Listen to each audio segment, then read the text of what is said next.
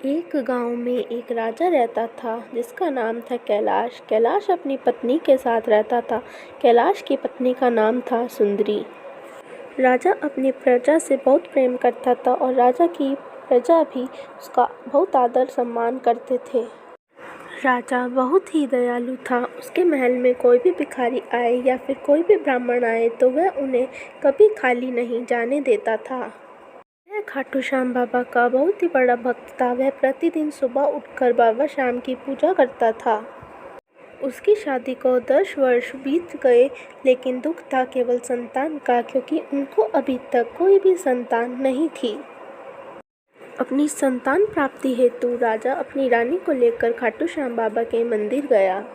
दोनों राजा और रानी ने एक ही प्रार्थना की कि हे प्रभु, हमारा परिवार पूरा कर दीजिए, हमें एक संतान दे दीजिए। फिर दोनों राजा और रानी घर आ रहे थे कि रास्ते में उनकी गाड़ी पुल से टकरा गई और राजा नदी में गिर गया और रानी जोर से चिल्लाई, नहीं।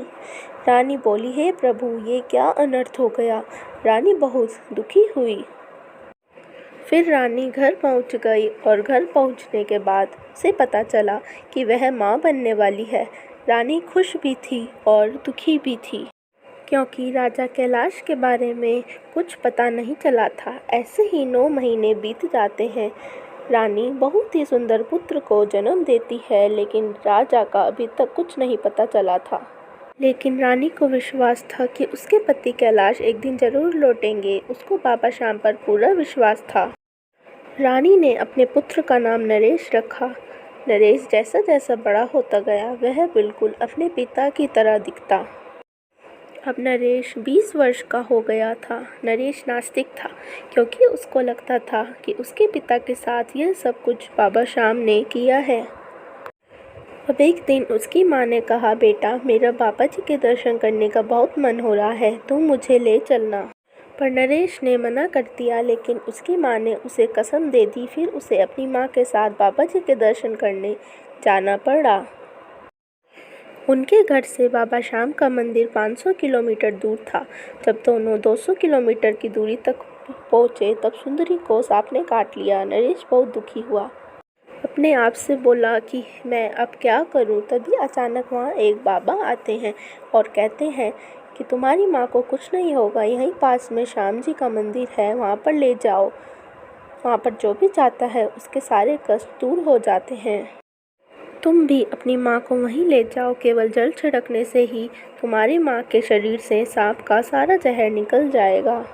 जैसे ही बेटा अपनी माँ को लेकर मंदिर पहुंचा और सीढ़ियों पर पैर रखा, तभी उसकी माँ एकदम ठीक हो गई। नरेश यह देखकर बहुत ही खुश हुआ और कहता है कि ऊपर मंदिर जाकर क्या करना। परंतु उसकी माँ कहती है कि बेटा, तुम यहीं रुको, मैं दर्शन करके आती हूँ।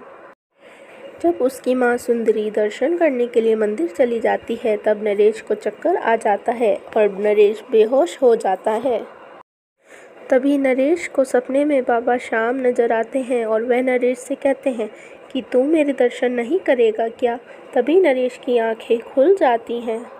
फिर नरेश भी ऊपर मंदिर में बाबा जी के दर्शन करने चला जाता है और वह देखता है कि जो श्याम बाबा उसके सपने में आए थे वह उसी मंदिर में थे। उनके चरणों में गिर जाता है और उनसे क्षमा मांगता है कि हे प्रभु, मुझे क्षमा कर दीजिए कि जिस बाबा को मैं नहीं मानता था, आज उन्हीं ने मेरी माँ की जान बचाई और मुझे सपनों में दर्शन दिए। फिर दोनों माँ बेटा खुशी खुशी श्याम बाबा के दर्शन करने हेतु हाथ में निशान लेकर जय श्री श्याम कहते हुए पैदल यात्रा करने लगे।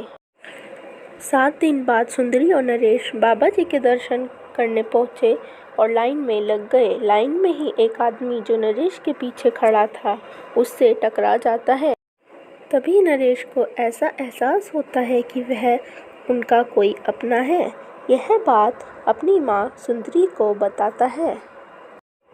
तभी अचानक पीछे खड़े आदमी को कुछ होता है और उसको पिछली सारी बातें याद आ जाती है और वह कहता है, हे हारे के सहारे बाबा श्याम, मुझे मेरे परिवार से मिला दे। कैलाश बाबा श्याम से कहता है कि हे प्रभु, तेरा लाख लाख शुक्रिया कि मुझे सब कुछ याद आ गया। फिर तभी उसकी माँ को भी यह एहसास होता है कि उसके पति कैलाश यहीं है। बाहर आने के पश्चात सुंदरी एक आदमी से टकरा जाती है, जो कि और कोई नहीं बल्कि कैलाश ही होता है। दोनों पति पत्नी एक दूसरे को देखकर बहुत खुश होते हैं। तभी कैलाश अपनी पत्नी से पूछता है कि यह लड़का कौन है। फिर सुंदरी बताती है कि यह हमारा पुत्र नरेश है। जब आप नदी में गिर गए थे, उसके बाद मुझे पता चला कि मैं माँ बनने वाली हूँ। फिर सुंदरी भी कैलाश से पूछती है कि आप इतने वर्ष तक कहाँ थे, क्या आपको हमारी याद नहीं आई। फिर कैलाश सुंदरी को बताता है कि जब मैं नदी में गिर गया था तो मैं बहते बहते एक गांव में पहुंच गया था। वहीं पर मेरा इलाज हुआ, लेकिन मेरी सारी याददाश्त जा चुकी थी और जब आज मैं बाबा जी के दर्शन करे तब मेरी याददाश्त वापस आ गई।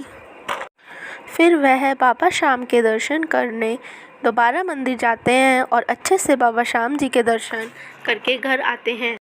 जब यह बात प्रजा को पता चलती है तब सभी प्रजा राजा की आने की खुशी में जश्न मनाते हैं और राजा एक बार फिर से राज करने लगता है और सब खुशी खुशी रहने लगते हैं। बोलिए जय श्री श्याम, हारे का सहारा बाबा श्याम हमारा।